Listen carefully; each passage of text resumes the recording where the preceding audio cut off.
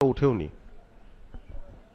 ঈদের বিরতির পর রোববার থেকে আবারও মাঠে গড়িয়েছে Dhaka premier division cricket league, যেখানে শাইনপুকুরের বিপক্ষে ১০ উইকেটের বড় জয় দিয়ে মিশন শুরু করেছে টেবিল টপার আবাহনী।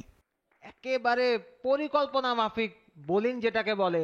বিকেএসপির ৩ নম্বর মাঠে টস হেরে ব্যাট করতে নেমে শুরুতেই আবাহনীর বোলারদের তোপের মুখে পড়ে শাইনপুকুর। মাত্র ১৭ রানেই নেই ৫ উইকেট।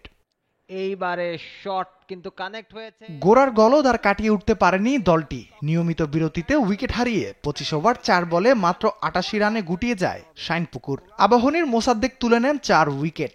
৮৯ রানের সহজ টার্গেটে ব্যাট করতে নেমে পারভেজ ইমনের ২৩ বলে ৬১ রানের ঝোড়ো ইনিংসে ভর করে ১০ উইকেটের বিশাল জয় তুলে নেয় আবাহনী। অন্য ম্যাচে প্রাইম ব্যাংকের বিপক্ষে ৫ উইকেটের সহজ জয় পেয়েছে মোহামেডান স্পোর্টিং ক্লাব।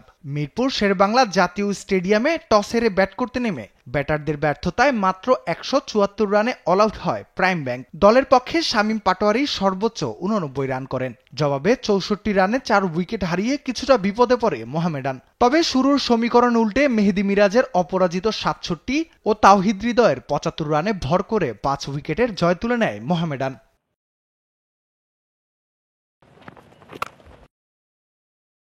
এদিকে বিকেএসপির ৪ নম্বর মাঠে ধানমন্ডি স্পোর্টিং ক্লাবের বিপক্ষে ২ উইকেটের শ্বাসরুদ্ধকর জয় পেয়েছে গুলশান ক্রিকেট ক্লাব। টস হেরে ব্যাট করে ফজলে রাব্বির ৬৫ রানের সৌজন্যে ৯ উইকেটে ২৫৮ রানের লড়াকু সংগ্রহ পায় ধানমন্ডি। জবাবে ভালো শুরুর পরও শেষ দিকে দ্রুত উইকেট হারিয়ে চাপে পড়ে গুলশান। তবে শেষ পর্যন্ত মাত্র ২ বল বাকি থাকতে ২ উইকেটের শ্বাসরুদ্ধকর জয় নিয়ে মাঠ ছাড়ে দলটি।